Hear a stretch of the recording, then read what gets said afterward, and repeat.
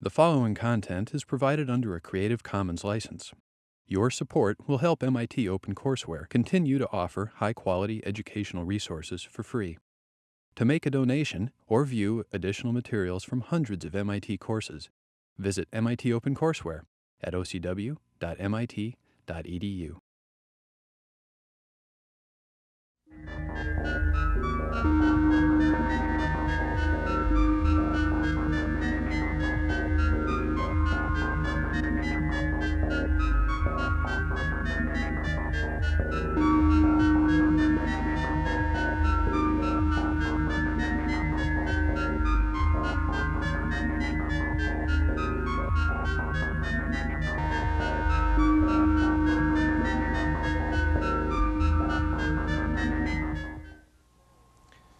In the last several lectures, we've considered a number of procedures for designing digital filters for infinite impulse response, for the class of infinite impulse response filters.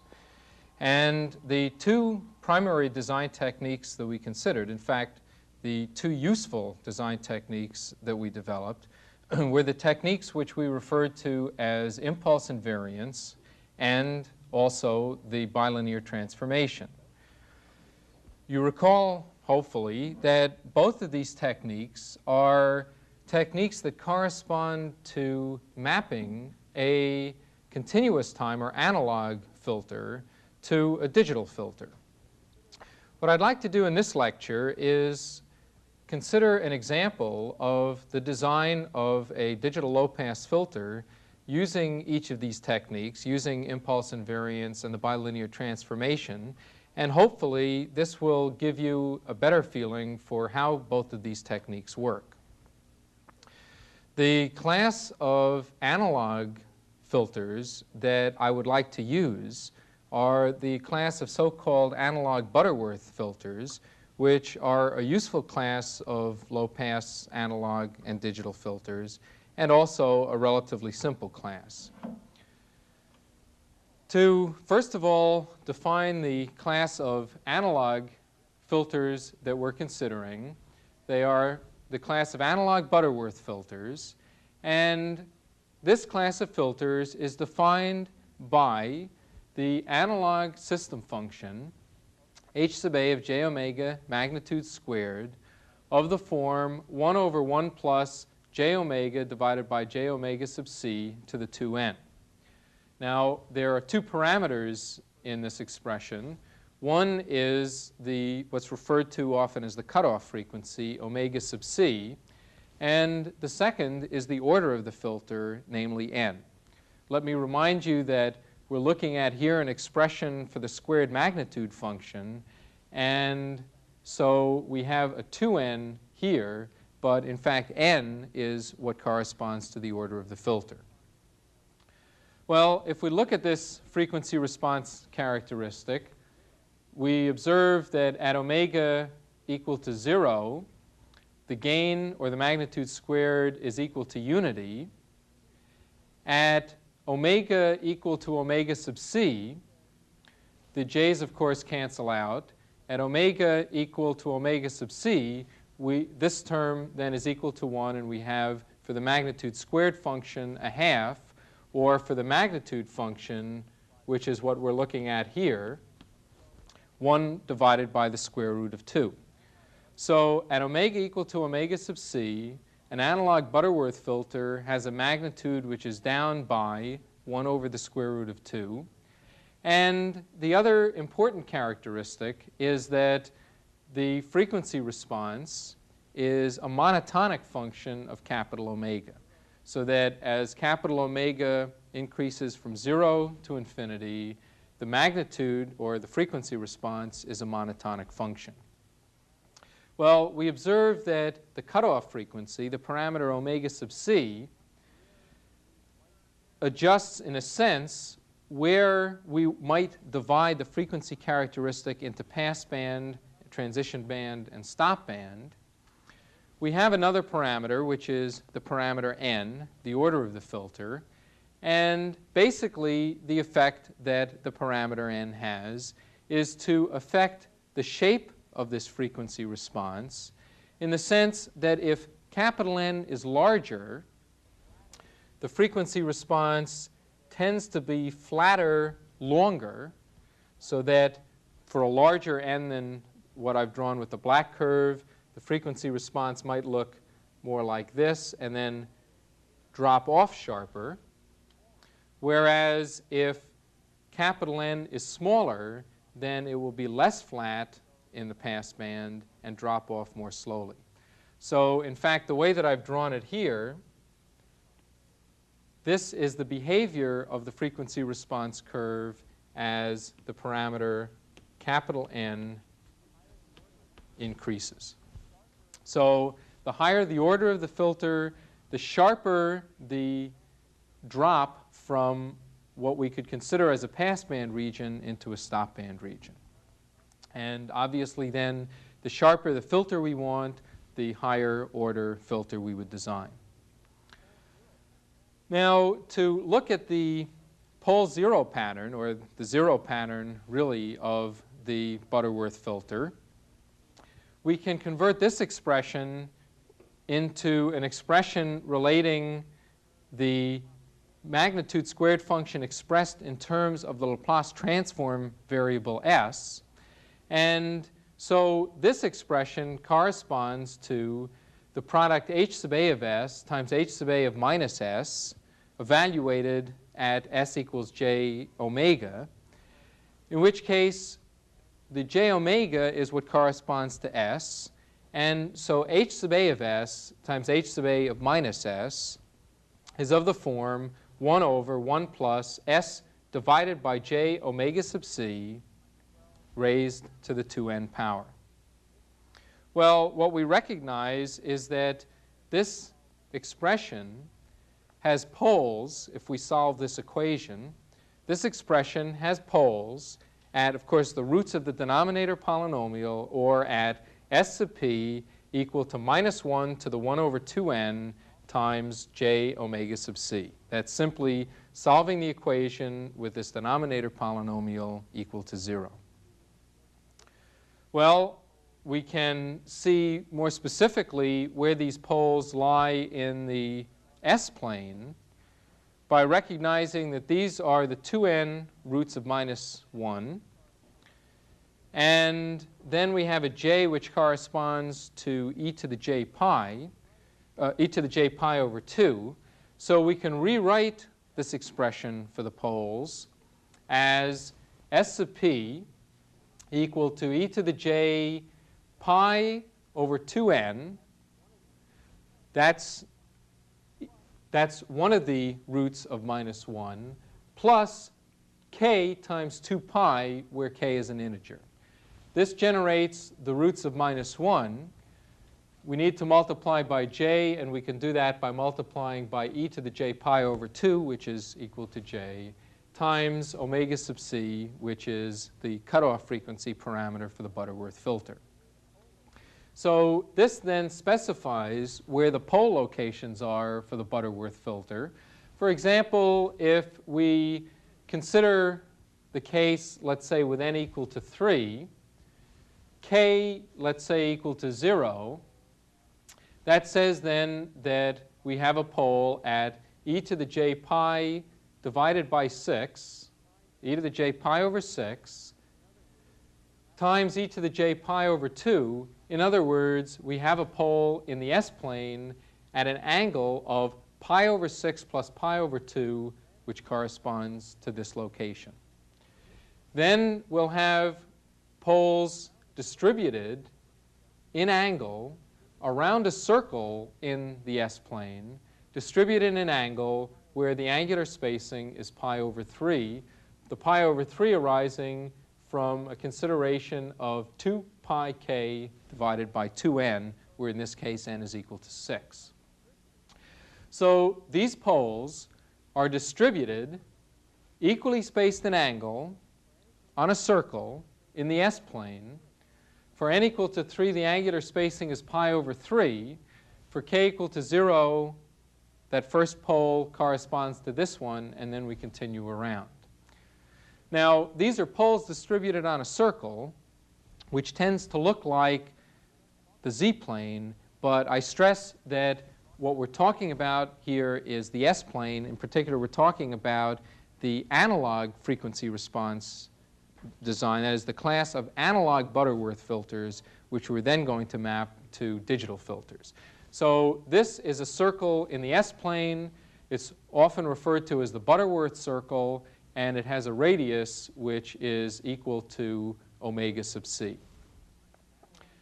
In designing an analog Butterworth filter, then, the procedure is to appropriately choose the parameters omega sub c and capital N. Those are the parameters of the analog Butterworth filter.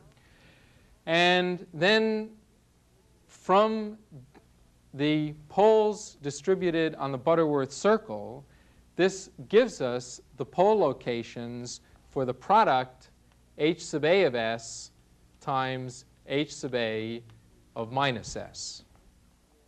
We can then simply associate with the transfer function h sub a of s the poles in the left half plane to generate a stable filter, and then the ones which are contributed by the factor h sub a of minus s are the corresponding image poles in the right half plane. The procedure then is to design a squared magnitude function. Talking about a Butterworth filter, we choose these parameters omega sub c and n. That tells us where the poles are located on the Butterworth circle. From the pole locations for the squared magnitude function, then we can factor that into h sub a of s times h sub a of minus s by choosing the poles that fall in the left half plane to give us a causal stable analog filter. All right, well, that is an analog filter. What we would like to talk about is the design of a digital filter. And the procedure that we're going to go through is to choose a set of specs for the digital filter, and then decide on what the corresponding specifications should be for the analog filter, depending on whether we're using impulse invariance or the bilinear transformation. Design the analog filter, and then map the result to a digital filter using one of those two techniques. So let's choose a set of digital filter specifications for a digital low-pass filter with a passband which occurs for frequencies now in the digital domain for frequencies below 0.2 pi, and a stopband region that occurs for frequencies greater than 0.3 pi. And the transition band then, of course, is the region in between those. So we would like to design a digital filter which stays within some limits in this passband region, drops below some limit, delta sub s, in the stopband region, and we'll choose as the limits in the passband unity for the upper limit and 1 minus delta sub p for the lower limit, where delta sub p, 1 minus delta sub p might not, and in fact it won't, turn out to be 1 over the square root of 2. In other words, this cutoff frequency will not necessarily correspond to the parameter omega sub c for the Butterworth filter. All right, well, so let's choose a set of specifications. The ones that I've chosen are the requirement that the frequency response characteristic be within 1 dB of unity in the passband.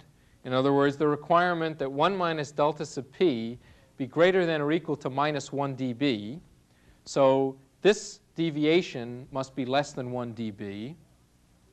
And then the requirement that in the stopband, the frequency response characteristic is below 15 dB, minus 15 dB. In other words, the stopband attenuation for frequencies greater than 0.3 pi is greater than minus 15 dB. It's further down than minus 15 dB. So delta sub s is less than or equal to minus 15 dB. The one other specification that we'll impose, or in fact it's really a consequence that will result from using a Butterworth filter is the fact that the frequency characteristic is monotonic.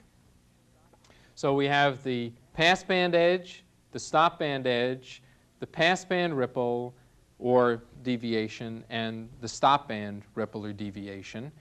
And we can, of course, rewrite these specifications in terms of requirements on the transfer function or frequency response, the magnitude of the frequency response, the requirement that the deviation be less than 1 dB in the passband is the requirement then the 20 log to the base 10 of the magnitude of the frequency response, that's the deviation dB, be greater than or equal to -1, or that the magnitude be greater than or equal to 10 to the minus 0.05.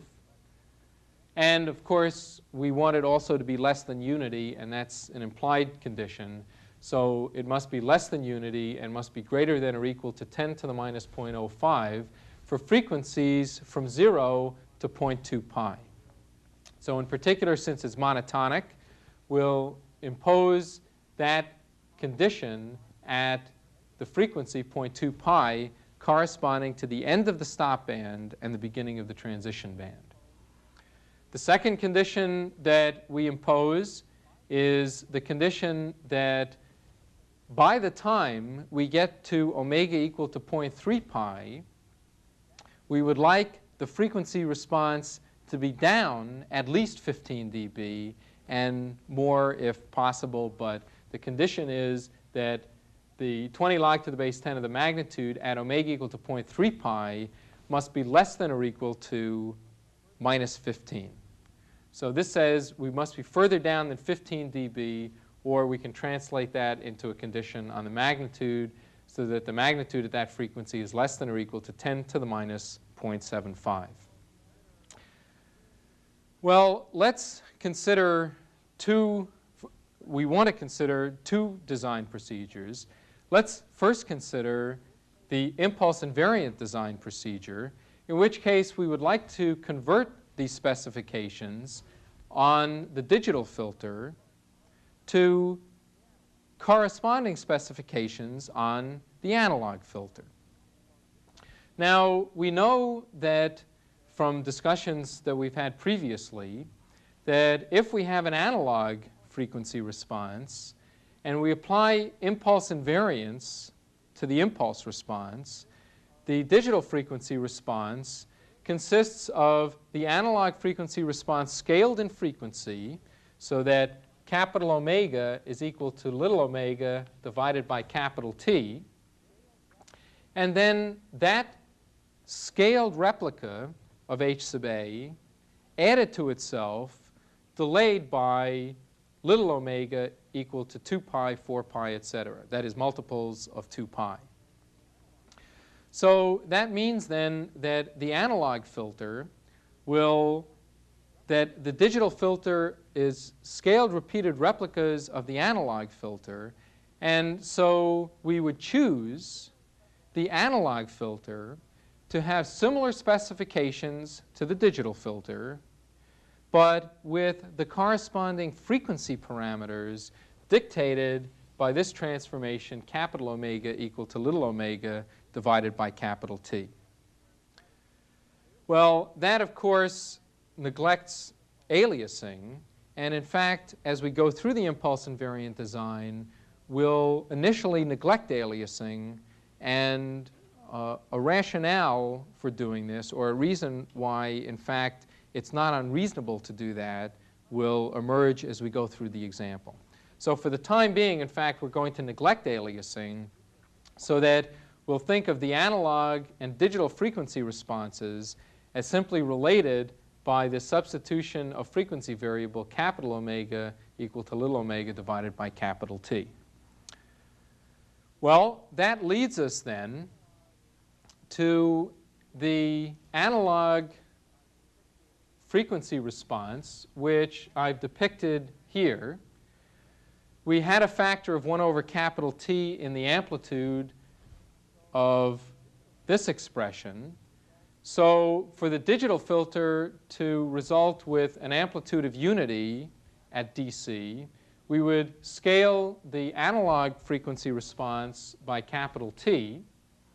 So the important values then in capital omega are the ones corresponding to little omega equal to 0.2 pi, or since capital omega is equal to little omega divided by capital T, we have a passband edge occurring at cap omega equal to 0.2 pi over capital T, and a stopband edge equal to 0.3 pi over capital T.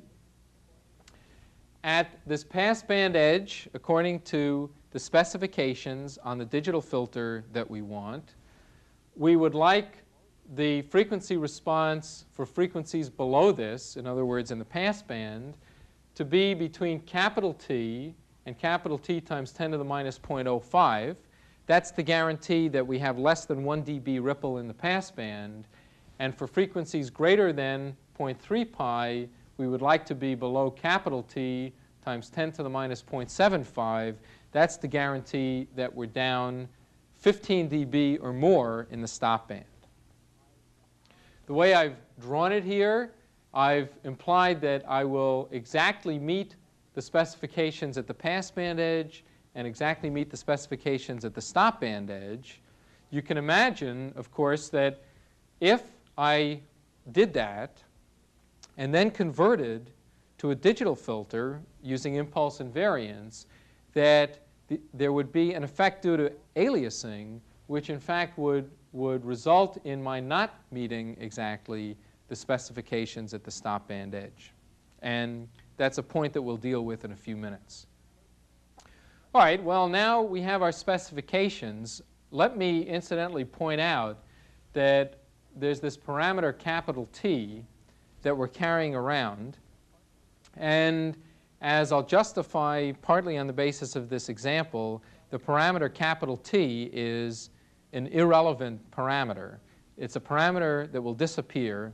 We'll carry it through with us for this one example, but for other examples and problems that you work through the study guide, you should have absorbed the fact that capital T is irrelevant, and in fact, capital T can be chosen equal to unity. But let's carry it through in this example and just see how it disappears. All right, well, so we want the analog Butterworth filter meeting these specifications, and we want it at omega equal to 0 to have a gain magnitude squared function to be t squared so that the magnitude is t. So here we have the form then of the analog Butterworth filter. And in order to meet these specifications at this frequency and this one, we then have two equations. One equation says that at capital omega equal to 0.2 pi over capital T, we would like the value of the magnitude squared, well, the magnitude function to be t times 10 to the minus 0.05, which implies that this denominator should be equal to 10 to the 0.1. Second of all, at the stop band frequency 0.3 pi divided by capital T, the fact that we want that to be the magnitude to be t times 10 to the minus 0.75 implies the magnitude squared is, of course, the square of that. And we want then the denominator to be equal to 10 to the 1.5. So we have 2 points that we're trying to nail down. We have 2 parameters, omega sub c and n. From these 2 points that we're trying to nail down, we get 2 equations. And we can now solve these equations for our parameters, omega sub c and capital N.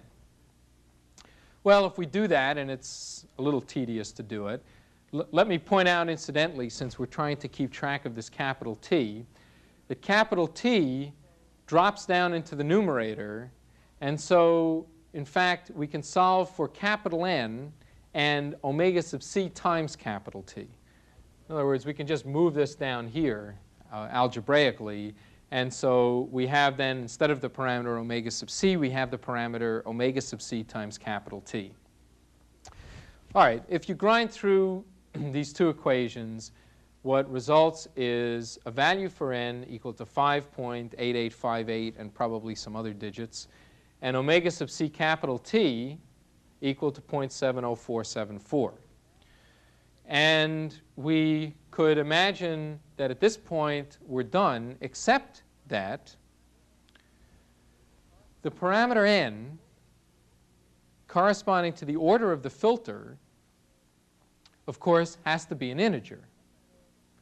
So what that means is that we can't use a value of n, as I've indicated here. We need an integer value. Also, if we were to round this down or truncate it down to a choice of n equal to 5, then since the order is lower, you can imagine that the filter characteristics won't be as good. In other words, we're not going to meet these specifications. So the other choice then is to use, instead of this value of n, use a value of n equal to 6. In other words, round up to the highest, to the next integer value. And if we do that, then these two equations will no longer be satisfied. We're now using a higher order filter than these equations would dictate. Of course, we're using an integer order because that's what we need. We're using a third order filter, a sixth order filter. And what that means is that if we choose n equal to 6, we can satisfy this equation, or we can satisfy this equation, but we can't satisfy both of them. Well, which one should we try to meet, and which one should we exceed? Well, we know that with impulse invariance, there is the issue of aliasing. And so, in fact, in impulse invariant design, it will often happen that although we design exactly to meet the stop band specifications, the stop band specifications won't be met because of aliasing. Consequently, given the flexibility that we have, due to the fact that we can actually implement a higher order filter than these equations dictate, to compensate for aliasing, we can exceed the stop band specifications and meet exactly the pass band specifications. So if we substitute for n equals 6 into this equation, that then requires that omega sub c t be such that we exactly meet the pass band specifications, in which case this equation won't be met. In fact, what will happen at the stop band edge is that the stop band specifications will be exceeded. If we do this, then we have, for the equation that we solve for omega sub c t from, the equation which specified the pass band edge, which is where we're going to meet the specs. And what results then is, for omega sub ct, this value rather than the previous value that had been obtained from the two equations. Well, from these parameters then, we have that omega sub c is 0.7032 divided by capital T. We can substitute these parameters into the form for the squared magnitude function, h sub a of s times h sub a of minus s. And actually, it's this raised to the 2n, which is the 2 times 6th power, which is the 12th power. So this then is the form for the analog squared magnitude function.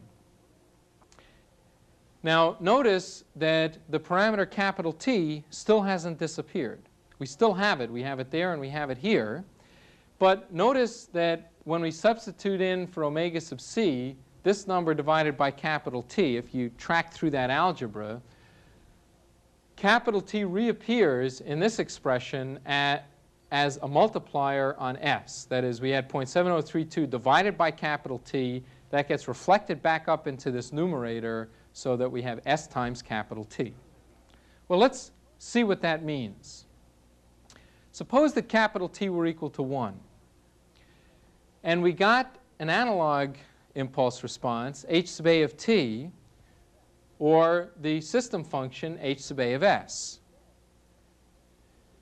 If instead we reinserted capital T and considered h sub a of s times capital T multiplied by capital T, that impulse response would be related to this one by simply a time scaling.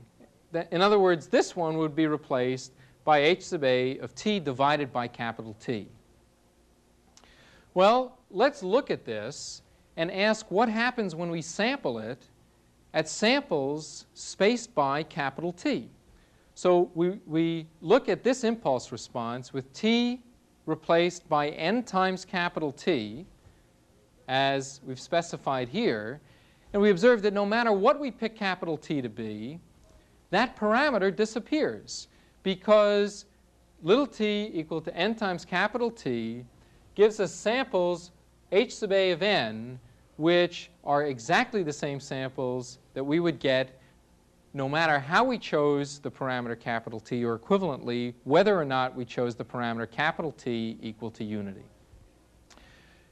I think that it requires a little reflection to absorb this point.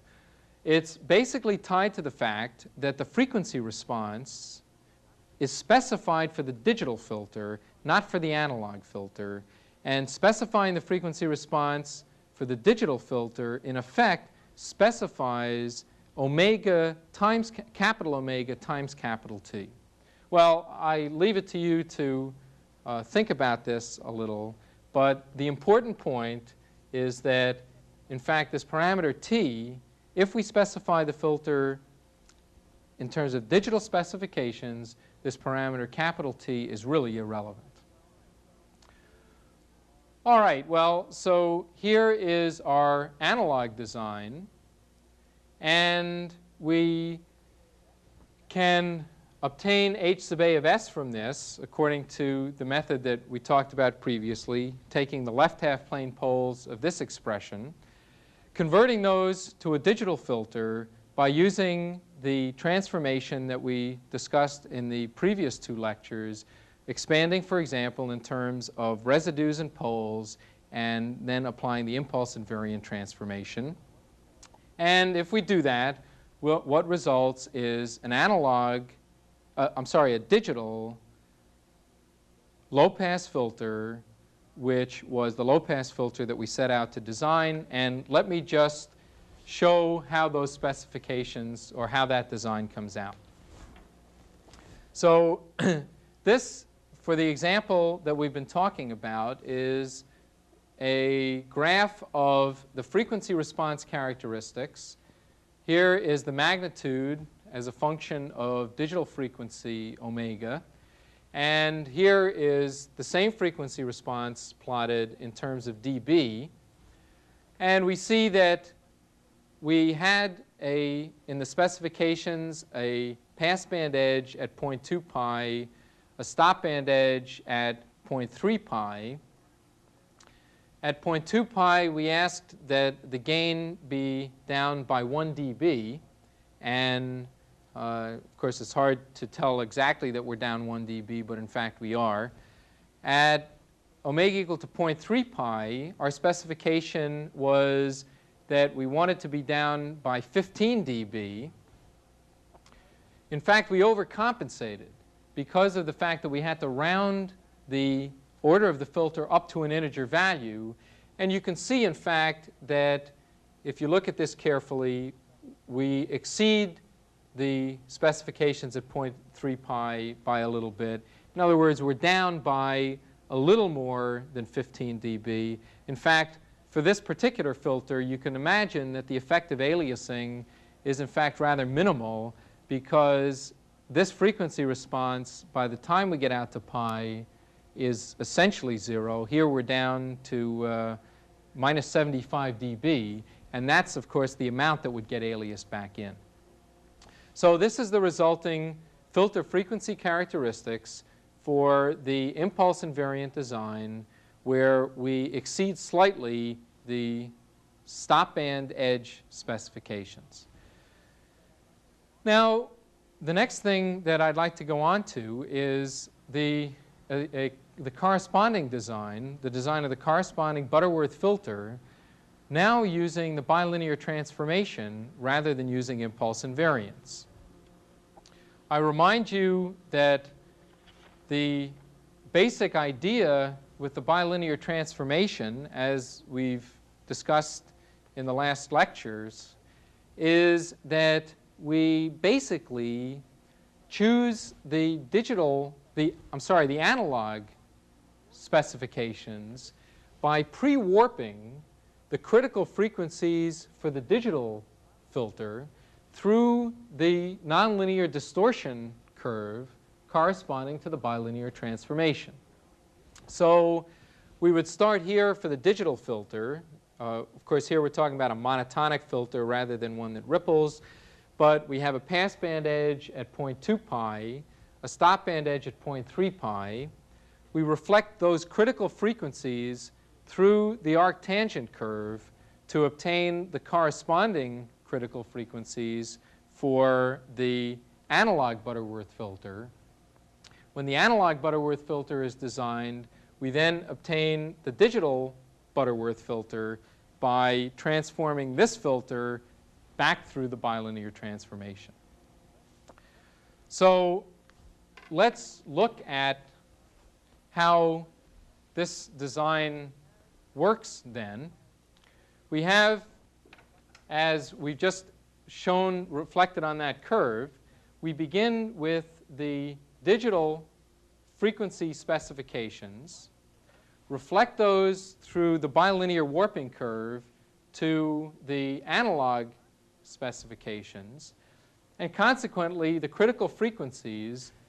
And let me emphasize first of all that just as with impulse invariance, you can show that the parameter capital T is an irrelevant parameter. We could, in fact, carry it all the way through, and what would happen is that we would find that no matter what we chose capital T to be, the digital filter design that resulted would be exactly the same. So in fact, for this example, I'll work through it simply with capital T equal to 1. All right, with capital T equal to 1, we reflect these critical frequencies into this passband frequency edge and this stopband edge. And consequently, the analog filter, this is the analog filter. The analog filter that we design is one that meets these specifications.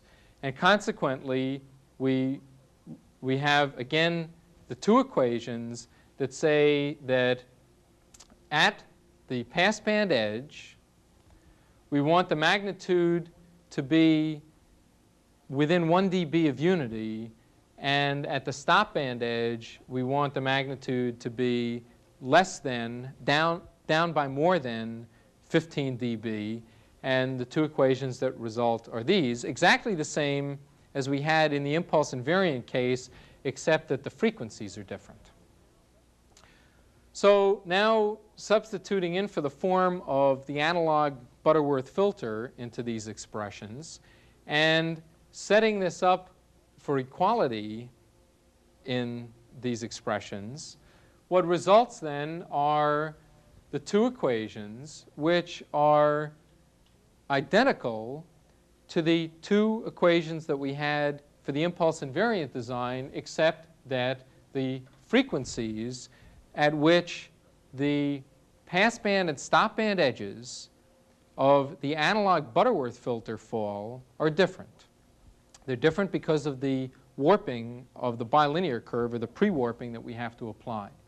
So these are the two equations, and the resulting, if we solve these two equations for capital N, the resulting value for capital N is 5.3 and some digits. Notice, incidentally, that it's less than it was for the impulse invariant design, And in general, that's a characteristic of the bilinear transformation. But so it's less, but it is non-integer. So the first thing we can ask again is, could we just simply truncate this down or round it down to the nearest integer value? In other words, n equals 5. But of course, if we did that, then we wouldn't be able to pick omega sub c so that these equations were satisfied or so that the specifications were met or exceeded. So in fact, we have to choose n equal to 6. We have to choose the next highest integer value. Choosing n equal to 6, we then have the choice of exactly satisfying this equation or exactly satisfying this equation, or in fact not satisfying either one of them but playing back and forth between the two. Well, let's do it in a particular way. We can, for example, exactly meet the stop band specifications. In other words, we can use n equals 6 in this equation and solve for omega sub c, in which case the passband specifications will be exceeded. Recall that in the impulse invariant design, we did it the other way around. We met exactly the passband specifications, in which case the stop band specs were exceeded. But there we had a good reason for doing that. The reason that we did that is because we knew in advance that in any case the passband specs wouldn't be met exactly because of the effect of aliasing. For the bilinear transformation, we don't have a problem with aliasing. So in fact, we're free to play with this flexibility in a more general way. All right, well, in any case, then if we meet the stop band specs, substituting n equals 6 in this equation and solving for omega sub c, we end up with a value for omega sub c, which is 0.76622. And so this then gives us the parameters omega sub c and n for the analog Butterworth filter. We can then use those specifications again to generate the pole pattern for the squared magnitude function h sub a of s times h sub a of minus s. Factor this by choosing the left half plane poles in the s plane and then mapping this function to a digital filter using the bilinear transformation. And let's now look at how this filter comes out as compared with the digital filter that we obtained by digital Butterworth filter that we obtained by using impulse invariance. Well, again, I have a display of the magnitude of the frequency response and also the gain in dB. From what you may recall from the curve that I showed previously, this looks roughly the same. It's a monotonic filter and drops off. It's down by some amount at 0.2 pi, and the stop band is at 0.3 pi. In particular, according to the specifications, we wanted this to be down by no more than 1 dB at 0.2 pi. Well, it's hard to, again, to see that this is 1 dB or less. But if we look at 0.3 pi, we can see that this is, in fact, exactly down by 15 dB. And that's the way that we designed it. We designed it to exactly meet the stop band cutoff and exceed the pass band cutoff. And then the frequency response continues on from there. It's interesting, in fact, to compare the design that we got from the bilinear transformation with the design that we got previously with impulse invariance. And let me do that by superimposing the two of them so that the one that I'm putting on now is the impulse invariant design. And let me just lay them on top of each other. Okay, I think I can, you can see incidentally that looking at the frequency response on a magnitude plot, there in fact are some differences. This line has gotten a little thicker. That is, the two don't exactly superimpose. but you can't really see the differences, whereas you can when we look at this on a logarithmic plot. In particular, this is the frequency response that corresponded to the bilinear transformation. This is the frequency response that corresponded to impulse invariance. And this is, in general, a characteristic of the use of the bilinear transformation. It's a result, essentially, of the frequency distortion, because we've taken the frequency axis in the continuous time frequency axis. As you run along it at a constant rate, it gets compressed more and more into the frequencies, along the digital frequency axis.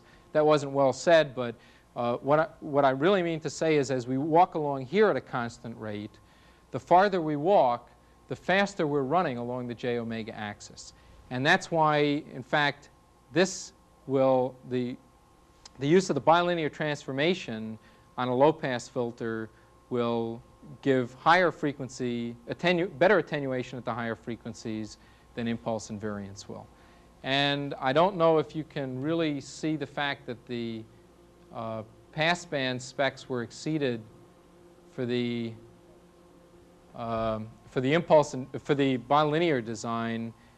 In fact, when you look at these view graphs in the study guide, I think you'll see that for impulse invariance, the curve is slightly lower than it is for the bilinear transformation. Okay, well, look, this is a simple example that hopefully at least illustrates for you the basic procedure involved in carrying through a design of an infinite impulse response filter using impulse invariance and the bilinear transformation. There are other examples that are considered in the text.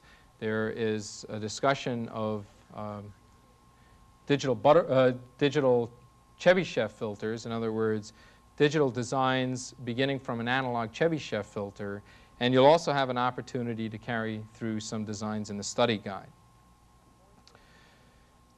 A point that I would like to mention briefly is that most of the discussion, in fact all of the discussion that we've gone through, has focused entirely on low-pass filters.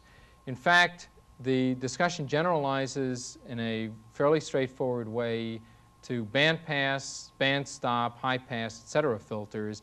In particular, as is discussed in some detail in the text, there are a class of frequency transformations that allow low-pass designs to get converted to bandstop, bandpass, high-pass, etc. designs. So this concludes our discussion of design procedures for recursive or infinite impulse response digital filters. In the next lecture, I'll discuss the design of finite impulse response filters and, in particular, introduce a number of designs, one of which corresponds to a class of algorithmic designs. Thank you.